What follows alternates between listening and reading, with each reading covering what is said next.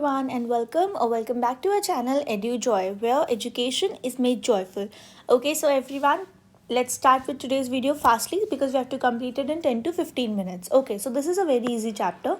It is of class 8, your science NCERT, that is chapter number 11. Okay, let's move forward. Before moving forward, guys, please subscribe to my channel because I post every new video every day. So if you want any chapter, you guys can mention in comment. I will make the video first. Let's get started. Okay तो ये chapter है chemical effects of current. तो basically chemical effects of electric current. Electric current क्या होता है? Electricity के पास होने को हम क्या बोलते हैं? Electric current. When electricity can pass, उसको हम क्या बोलेंगे? Electric current. अब इलेक्ट्रिक करंट पास होगा तो वो किसी चीज़ के अंदर से पास होगा. जो चीज़ें अपने अंदर से इलेक्ट्रिक करंट पास करवाती है उसे बोलते हैं कंडक्टर्स, यानी कि that can pass electricity is known as conductors. और जो चीज़ अपने अंदर से इलेक्ट्रिसिटी पास होने नहीं देती वो क्या होता है?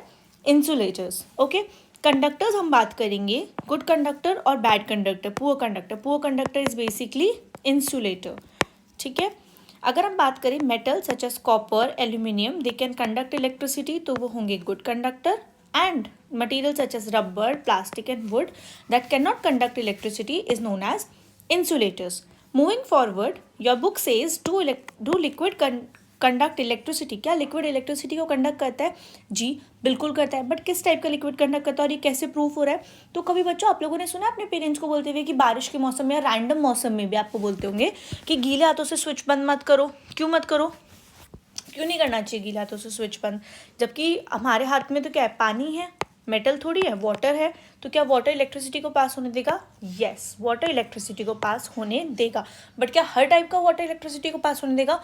नो, हर टाइप का वाटर भी इलेक्ट्रिसिटी को पास होने नहीं देगा. एक पर्टिकुलर स्पेसिफिक दो चीज़ें चाहिए होती है जो इलेक्ट्रिसिटी को पास होने देगी. वो क्या होती है? एक तो सॉल्ट होता है, या तो पानी में सॉल्ट होना चाहिए, या तो पानी में मिनरल्स होने चाहिए, या तो पानी में क्या होना चाहिए? कुछ एसिड मिला हुआ होना चाहिए. तभी वो वाटर क्या करेगा? इलेक्ट्रिसिटी को पास होने देगा. Let's move forward with this. Okay, यहाँ पे एक डायग्राम गिवन है. यहाँ पे एक डायग्राम गिवन है जिसके अंदर क्या गिवा है? एक सर्किट गिवा है. सबसे पहले गाइस एक चीज़ सब लोग याद रखेंगे, बिल्कुल अच्छे से याद रखेंगे कि जो सर्किट होता है वो दो टाइप का होता है. एक होता है ओपन सर्किट, एक होता है क्लोज सर्किट. ओपन सर्किट मतलब अगर सर्किट के बीच में कोई भी ब्रेकेज आएगा या फिर कोई भी चीज़ मिसिंग होगी उसे हम बोलेंगे ओपन सर्किट. तो क्या वो इलेक्ट्रिसिटी को पास होने देगा? नो. क्या बल्ब ग्लो करेगा? नो. ठीक है. वहीं क्लोज सर्किट मतलब होता है कंप्लीट सर्किट, जो कि कंप्लीट होगा सर्किट, उसके अंदर कुछ भी मिसिंग नहीं होगा. तो क्या इलेक्ट्रिसिटी उसमें से पास होगी? बिल्कुल होगी. क्या बल्ब ग्लो करेगा? बिल्कुल बल्ब ग्लो करेगा. ठीक है. अगर हम बात करें सर्किट की, अब सर्किट बनता कैसा है ये मैं एक बार इरेज कर देती हूँ, आप लोग प्लीज़ देख लीजिए. ओके, 3, 2, 1 गो. ओके, अगर हम बात करें एक क्लोज ये वाले सर्किट की, तो क्लोज सर्किट क्या होता है? बेसिकली जिसके अंदर होगा एक सबसे पहले जिसके अंदर एक ये होगा जिसे हम क्या बोलेंगे? इस तरीके का अगर आपको सिंबल कहीं दिख रहा है उसे बोलते हैं बैटरी या सेल. क्या बोलते हैं इसे? बैटरी या सेल. जो भी आप लोग बोलते हैं वो बोलेंगे इसे बैटरी या सेल. इस तरीके का स्ट्रक्चर दिखेगा, वो होगा बल्ब. ठीक है. बल्ब की ऐसा क्यों बना हुआ है? ये जो शेप बनी है वो बेसिकली बनी हुई है एक फिलामेंट की शेप. मैं आगे बताऊंगी कि फिलामेंट क्या इंपॉर्टेंट होती है फिलामेंट की बल्ब के अंदर. अगर हम इस वाले सर्किट के अंदर देखें तो ये एक पूरा कंप्लीट सर्किट है. कैसे? क्योंकि यहाँ पे लेमन जूस है पानी के अंदर जो काम कर रहा है एसिड का. मैंने आपको बताया था कि एसिड, सॉल्ट या फिर मिनरल होना ज़रूरी है किसके अंदर? वाटर के अंदर, ताकि वो इलेक्ट्रिसिटी को फ्लो करवा सके. इसके अंदर लेमन जूस है जो एसिड का काम कर रहा है, सॉल्ट का काम कर रहा है. अब अगर हम बात करें यहाँ से इलेक्ट्रिसिटी का फ्लो जो फ्लो होगा, ठीक है, वो अगर यहाँ से जब फ्लो होगा तो ये बल्ब क्या करेगा? ग्लो करेगा. क्यों? क्योंकि ये इलेक्ट्रिसिटी का फ्लो यहाँ से पास ऑन होने दे रहा है और उसकी वजह से क्या हो रही है? एक कंप्लीट क्लोज्ड सर्किट. कैसा सर्किट है? कंप्लीट क्लोज्ड सर्किट है. अगर हम बात करें ऐसे आप बहुत सारे यहाँ पे पानी की जगह पे आप लेमन जूस की जगह आप दूसरे लिक्विड्स को ट्राई कर सकते हो. अगर हम बात करें गाइस कि when a liquid is in between two, अब बल्ब ग्रो करेगा. क्यों करेगा? क्योंकि करंट जो है वो इजीली फ्लो हो पा रहा है. अब बल्ब ग्लो क्यों करता है? ये एक बहुत बहुत बहुत मेजर क्वेश्चन है जो सबको याद रखना है कि बल्ब ग्लो कैसे करता है. ये याद रखेंगे क्योंकि उसके अंदर एक फिलामेंट होता है जो क्या करता है, हीट अप हो जाता है। ये फिलामेंट देखा है आपने किसी बल्ब में, ऐसे होगा, सिल्वर कलर का होता है, अपने घर पे बल्ब चेक करना ध्यान से, ऐसा वाला फिलामेंट होता है। वो बल्ब जब हीट अप होगा, जब वो फिलामेंट हीट अप होगा, उसका टेम्परेचर क्या होगा, राइज होगा, तब क्या करेगा, बल्ब ग्लो करेगा।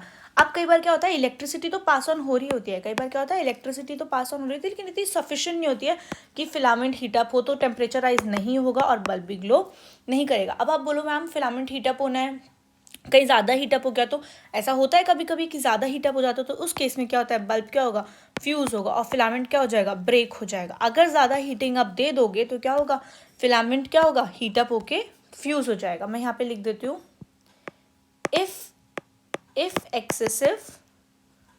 एक्सेसिव हीट, तो क्या होगा, फिलामेंट ब्रेक और बल्ब क्या हो जाएगा, bulb fuse. Okay, do you understand this? Now let's move forward guys. अगर हम आगे की बात करें, ये आप लोग अपने हिसाब से एक बार फिल करेंगे कि लेमन जूस, विनेगर, ये और कोई 3-4 अपने हिसाब से भी लिक्विड इसके अंदर डाल सकते हैं।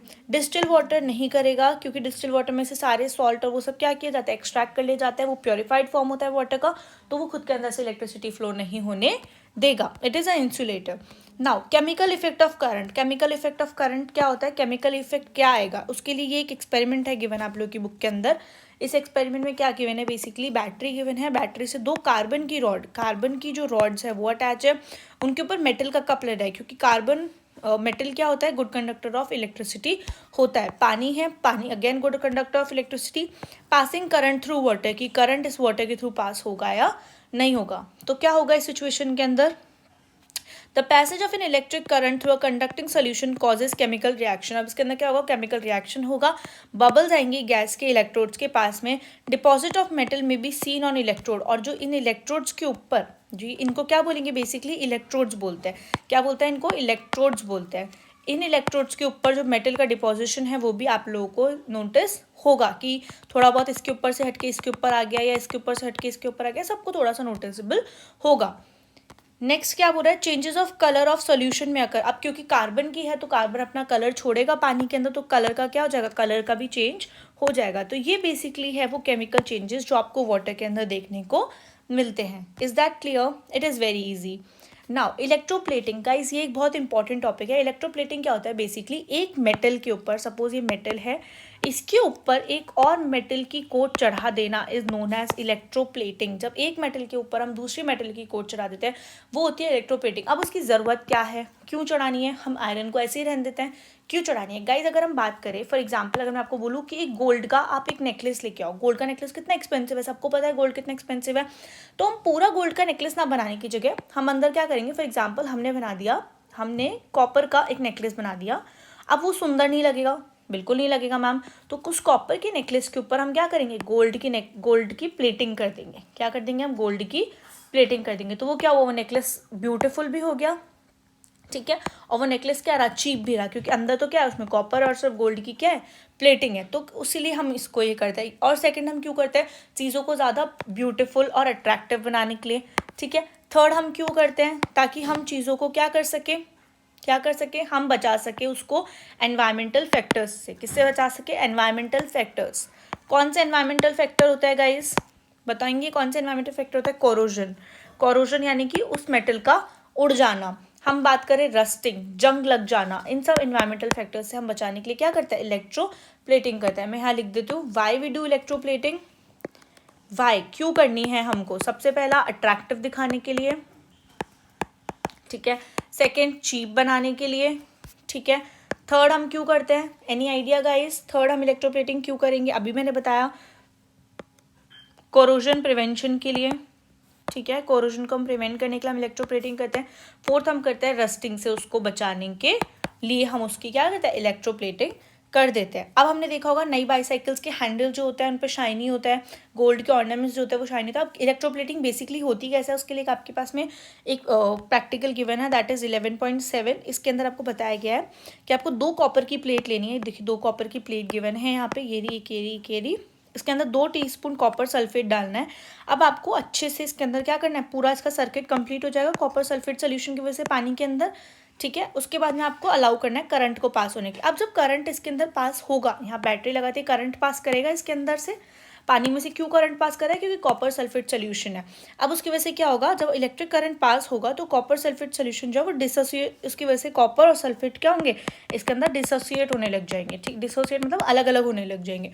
और उसकी वजह से क्या होगा, जो फ्री कॉपर है, जो यहाँ पे फ्री कॉपर यहाँ पे घूम रहा है कॉपर सल्फेट सोल्यूशन के अंदर, वो क्या होगा, कॉपर की प्लेट के ऊपर आके लगने लग जाएगा। और उसकी वजह से क्या होगा, उसके ऊपर उस चीज़ की प्लेटिंग हो जाएगी, और जो बचा हुआ कॉपर है वो पानी के अंदर क्या हो जाएगा, डिजोल्व हो जाएगा। इस तरीके से होती है कॉपर प्लेटिंग, ठीक है। अगर हम बात करें इलेक्ट्रोप्लेटिंग होती है। इलेक्ट्रोप्लेटिंग मतलब the process of deposition of layer of any desired metal on another metal is known as by the means of electricity.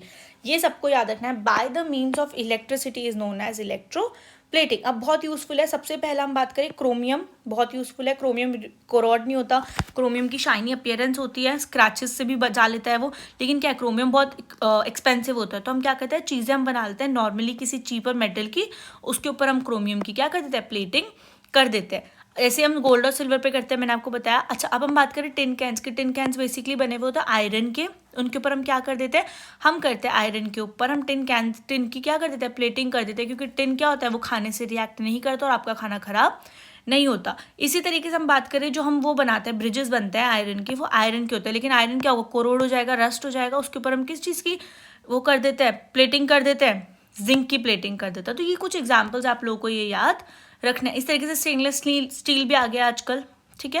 Here we come to the end of the chapter guys. This is a very very very easy chapter, ठीक है। ये आप लोग को याद रखना है। मतलब अगर आप लोगों को कोई डाउट है तो आप लोग प्लीज़ नीचे कमेंट डाउन कर सकते हो कि मैम ये डाउट है, आई क्लियर द डाउट। बाकी मुझे लगता है बहुत इजी चैप्टर है। अगर आप लोग चाहते हो कि मैं एक्सरसाइजेस की एक अलग से वीडियो बनाऊँ तो प्लीज़ नीचे कमेंट कर देना कि एक्सरसाइज सो दैट मैं एक्सरसाइज की एक वीडियो बनाऊंगी इस चैप्टर की अलग से। बाकी आई होप ये चैप्टर आप लोगों को सबको समझ में आ गया होगा। Okay, so we come to the end of the chapter. If you enjoyed watching this video please do hit the like button. आपको नहीं पसंद आया तो आप डिसलाइक बटन करो, कमेंट करो, शेयर करो अपने फ्रेंड्स के साथ, और सबसे इंपॉर्टेंट सब्सक्राइब करो और बेल आइकन हिट कर दो, because I post a video every day. I will see in to the next video. Until then have a joyful learning guys, bye bye.